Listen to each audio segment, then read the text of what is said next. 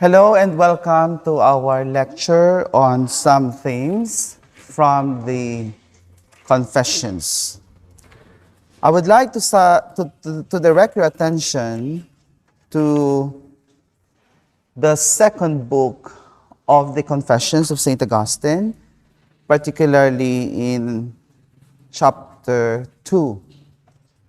So Augustine here, in his autobiographical narration of his early years, and actually this book describes the adolescence of part, no? Not the entire book, of course, when he was about 16 years old.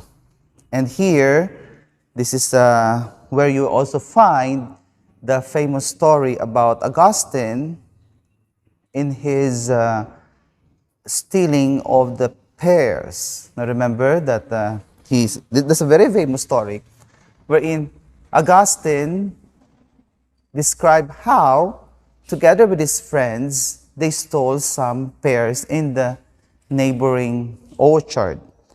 And well, it was even mentioned by Augustine that he stole the pears not because he wanted it.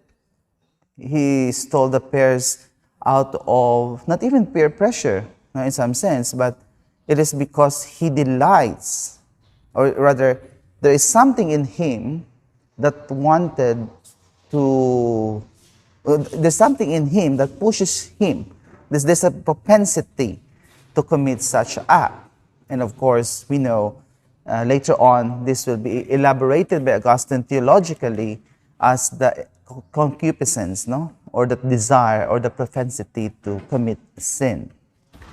In this particular part of the confession, Augustine asked himself, what was it that delighted me? And this is very important in the theology of Augustine, because there is what moves the person is what he loves.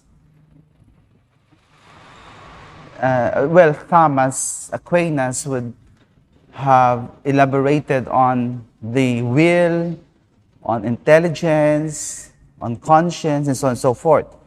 But during the time of Augustine, he would base his, shall we say, understanding of the human person, his anthropology, in terms of pleasures and desires. So, what moved a person to commit a particular act? Whatever that is, it is that which delights him or her. So, what was it that delighted me? It was the question of Augustine in the Confessions. So, in other words, it is a question of an introspective question regarding what is the motivation?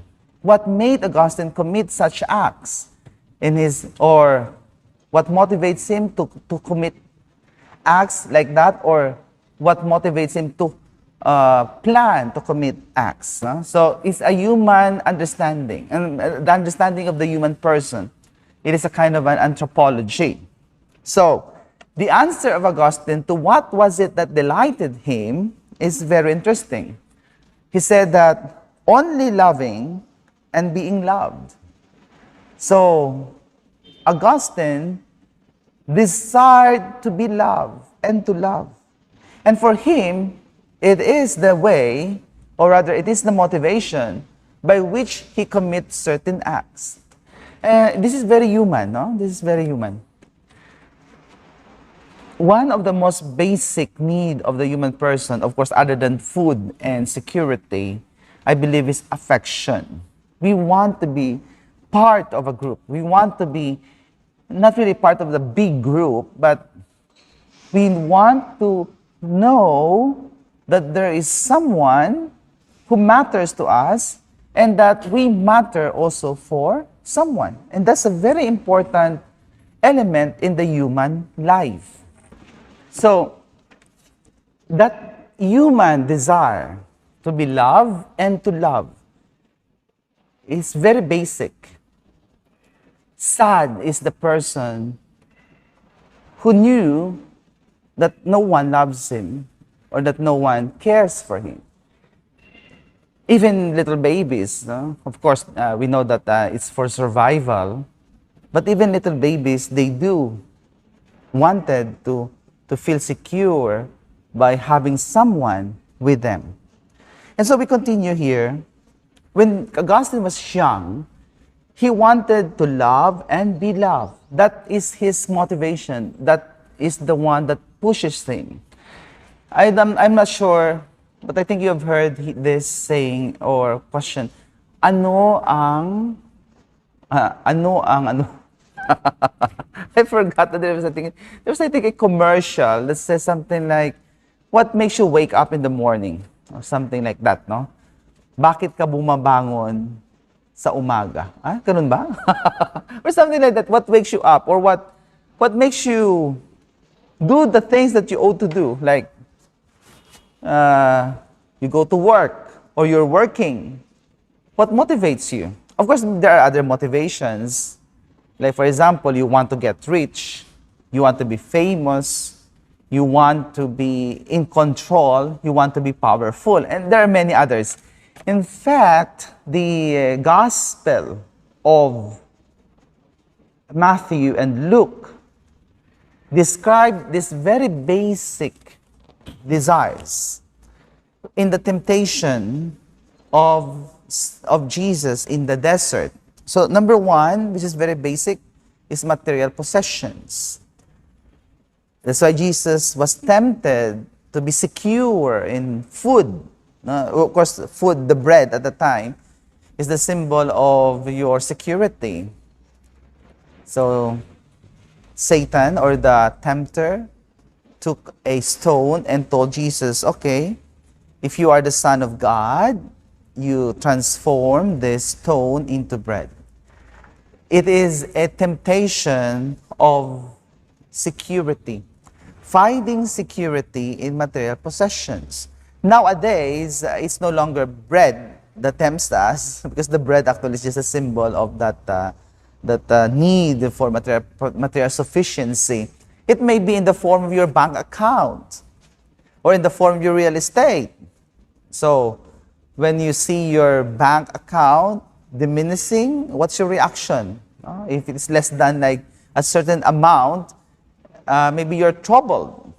Or it even like you want to increase your real estate holdings. No? So you buy lands, you buy houses, and so on and so forth. Or maybe you invest that in a certain investment portfolio, or many other ways by which we find our security. So that's the first temptation, and that's the first motivation. The second temptation, depending now on the version of Matthew or Luke, but let's take this version wherein Jesus was tempted by power. Satan showed Jesus the world, and it told Jesus that I'll give you this. I'll give you the kingdoms of the world if you worship me.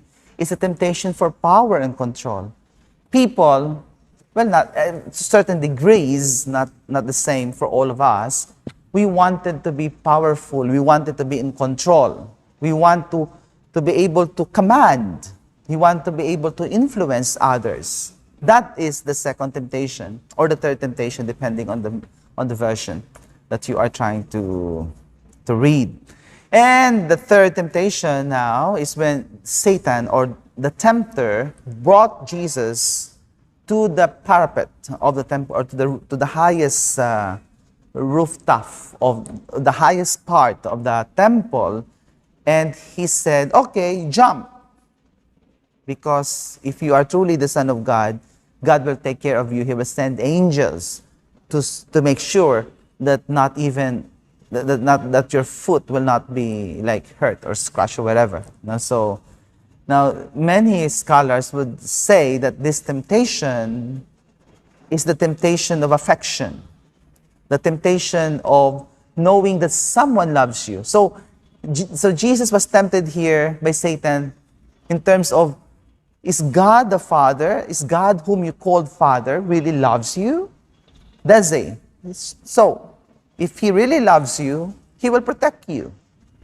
And of course, we know the story. Jesus, of course, did not succumb to that. Now, in the most basic of the classifications of what moves us or what delights us, it can either be either of these three. It can be your material possessions, it can be power and control, it can be affection. And precisely in the manner by which we are tempted, that we are invited to surpass it. In the old ways, particularly in the Catholic Church, it is by renunciation. For example, Anthony of Egypt, he was a very rich man, and he was tempted to stay as a rich person. After all, he got a lot of possessions. But he, in following a higher call, renounced this. So he renounced possessions. So instead of staying rich in Egypt, he went to the desert and sold his properties, providing, of course, ample provision for his sister, but for the rest, he gave it to the poor. And so, of course, nowadays we are not being asked to do that, but to a certain extent, we have also to give something to the poor. Second, in terms of power, there are so many people nowadays that are really tempted by power in the guise of service, in the guise of making, what we call this one? Making a certain people, a certain country great. So, like for example, Hitler, a very famous example of a power-hungry person.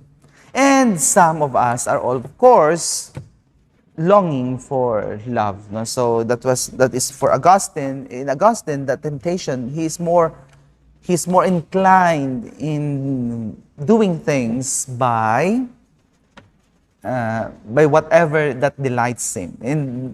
And he answered it very clearly, only in loving and being loved. So in terms of affection, in terms of being loved, no? Of knowing that someone loves you, and that in turn, he also loved. And that's very romantic in some sense. No? Okay, so we go on. But here, Augustine did admit that during this time, when he was still young, there was no proper restraint. As in union of mind and mind, where a bright boundary regulates friendship. So, para sa kanya, walang boundary, walang clarity. It's so muddled. And here, Augustine mentioned an ideal, the ideal of friendship. Take note that Augustine was Platonic, I think, or Aristotelian. Platonic. So, Augustine is a Platonic in thinking. And what he mentioned here is that Platonic friendship, no? So as the ideal, the union of mind with mind. That is a very Platonic idea. So friendship in Plato is the union of minds. Notice that it's not the union of affections, because affection is so messy. Have you noticed that? When you're entangled in a relationship that is very emotional, it's so messy. No? Like, there's so many ups and downs in a very emotional relationship. But in a Platonic relationship, there's no emotions there. There is an emotion, of course, but it is subdued by the mind. And so Plato said, Augustine, in his saying is, it's a kind of he's trying to say, I am longing for love, I am longing for acceptance, I'm longing for friendship. But that friendship is filled with so many emotions, unlike that of what is ideal in friendship, which is the union of the minds. So, this is a very Platonic observation. And here, Augustine continued, from the mud of my fleshly desires. So you see, it's now his instincts, his passions. He was so driven by his passion. And my erupting puberty belched out murky clouds that obscured and darkened my heart until I could not distinguish the calm light of love from the fog of lust. So he is now clouded in his discernment. He cannot discern anymore whether it is love or lust. Because he is entangled in his affections. He is entangled in his instincts and passions. So, I do not know if we can still do that nowadays. But I think we can. We can try to distinguish love from lust. Pero, in this postmodern world, many of us are often focusing on the emotions. No? So, just like, for example, you go to certain churches, or maybe for those who are not the Catholics here, you go to certain groups, no, or communities wherein you feel good. The emphasis is on feeling, feeling good, feeling loved, feeling welcome. So you go to churches wherein you feel the music is heartwarming. You go to churches where the pastor or the priest preaches, sermons that are inspiring, and so on and so forth. Because you feel good. You want to feel good. That we are actually reverting to the very Epicurean way of thinking, wherein whatever is pleasurable is good. So, Augustine, in trying to, as I said, in trying to surpass that in answering a greater call, he realized that what he is doing is actually wrong, because in his passion, in his emotional anthropology, or in his emotional understanding of himself, he got enmeshed with all these passions, that he can no longer distinguish between lust and love. And I don't know about your opinion on love at first sight. Is it really love at first sight? Or is it lust at first sight? Whatever your opinion is, no? So it can also be like that. Now, according to Augustine, as he continues, the two swirled about together and dragged me, young and weak as I was, over the cliffs of my desires. See, his passions, his pleasure, his seeking for pleasure, push him to the cliff. You know what a cliff is, and there's a danger of falling. And but how can he help it? He can't help himself because he was young and weak, and it engulfed him in a whirlpool of sins. Yan. So the passions of Augustine, brought him to a whirlpool of sins. So, well, we can also think about it in terms of ourselves, no? How our passions lead us to commit acts that are not supposed to be as Christians. Now, addressing God, he continued, "Your anger has grown hot at my doings, yet I do not know." Di ba ganito talaga? If you are, this is very, Augustine has a very powerful way of looking into the human psyche. This sentence alone speaks a lot. Your anger, referring to the Lord's anger, has grown hot at my doings. In other words, God was angry. Yet I do not know. Yan. Di ba ganon? A sinner, until he comes to that point of conversion, would not admit that he is a sinner, and would even say, well, I'm not committing sin, or there's no sin, or there's no God. Yan. Or God will not be angry with us, He'll just forgive us. Yan. Have you noticed that? Have you noticed it? if you are already engulfed in your way of thinking, wherein you know you are sinning in some sense, but you do not know it. You are oblivious to your life of sin. And only when you are repentant, when you are converted, will you be able to come to realize that indeed what you are doing is sinful and God is not pleased with it. But when you are in the midst of your stage in life or that moment in your life wherein you're committing sin, parang wala nangyayari. Parang for you it's okay, it's normal. Yan. That's why again, the normalization of sin. Nowadays, you will often hear that, the normalization of sin. Sometimes we don't even say sins. We just say faults or mistakes. No longer sin. Why is it so? Because the postmodern society has already normalized that which we called sin before. In order to eliminate guilt and shame from a sinful act, we tend to say, it's okay, it's just normal. Well, depending on your opinion, but in Augustine, he really said that already. He already foreseen that, and he has already introspectively reflected on it, that when you are in sinning, well, you really don't know how angry God is, and you're oblivious to it. And so what's the implication now if God is angry? Well, if you wanted to love God above all, you don't want to make God angry, di ba? You don't want to offend Him.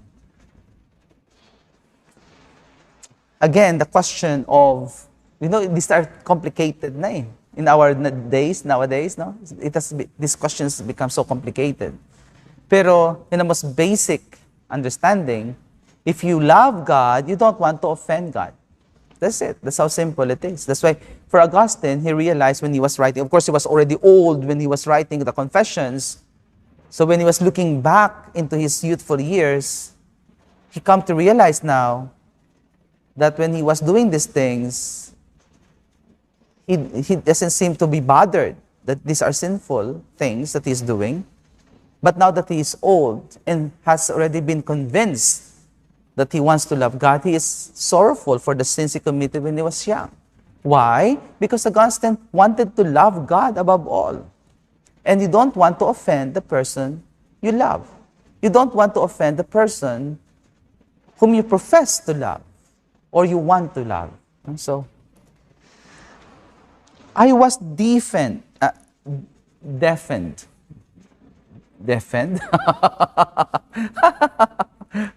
don't know how to pronounce this. Deaf, no? He was deafened by the clanking chain of my mortal state, which was the punishment for my soul's pride. And I was wandering away from you. Yet you let me go my way. You see? This is very important again. You know, in this paragraph of the and there are many other paragraphs in the Confessions that are very, very, very wonderful, a treasure trove of insights. But here you can see that God allowed Augustine to wander away. Why is it so? It's because of love. Precisely because God loves us, that He doesn't want to control us. You should, I think we should go back to that. Precisely because God loved us, that He doesn't want to control us. Because if you control a person and there's no freedom, there's no love there. Only in freedom, only in the choice, the freedom of choice, can a person truly love. So if God will control Augustine, you may ask, why is it that God allowed him to sin? Why did God allow him to go on with what he's doing? And He allowed Augustine to go on his way. Isn't it that God has nagpabaya, no? Has abandoned Augustine? No, it's not. It is precisely in allowing Augustine to commit those things or to have that way of life that God showed how much He loved the human person, because He doesn't want to impel on, or impede, sorry, he doesn't want to impede on the human freedom and the human free will. He doesn't want to control us. Because once God controls us, then our response will no longer be free. And love is based on freedom, that ability to choose. When you love, you choose to love. Di ba la? That's something that you have to think about. When you love a person, it is because you choose to love the person. And did God abandon Augustine? Not really. Did God stop loving Augustine? I don't think so. But precisely, he allowed Augustine to do so because he knew. Or rather, he doesn't want Augustine to be forced to love him. That's why we cannot force other people to love us. How sad. So, I poured myself out in allowing himself to, explore all these passions that he have. Augustine now was flung hither and thither. I poured myself out. Parang binuhos niya lahat. Inubos lahat ni Augustine. And he was fraught and floundered in the tumultuous sea of my fornications. So yun, talagang hindi lang nabasa si Augustine. Talagang naligo siya sa kasalanan. No? Something like that. In fact, he's not taking a bath. He swam in the sea of fornications. Again, it's very interesting because there are some historians who would define what this particular part of the confession is. Was Augustine that sinful? Some commentators says yes. Some commentators doesn't say naman has a qualified answer as to, because there is a tendency also here. Take note that when Augustine was writing the confessions, and just like any other writers, there is a tendency for the writer to exaggerate. Yan. So, in order to drive a point, writers exaggerates, especially if this is done in a poetic manner. And this is a very poetic manner of speaking. So, so if you're going to think now, was Augustine that sinful that he was like so driven by his passions that he is now like a wild animal that's so passionate in terms of his lustful drives? Not really. We have to take it with a grain of salt. That it is possible that Augustine is exaggerating here. No? That's when he said he is like in the sea of fornications. Yan. Well, you take it with a grain of salt. And God was silent. As I said, I already explained that. Now, why God is silent, even if you are sinning, why is it that God will not stop you from doing sin? Now, you may say, okay, stop, don't do that. No. Because the answer is because God respects our freedom to choose, our free will. Precisely because it is in free will, in the freedom to choose, that love is based on. There's no love without freedom.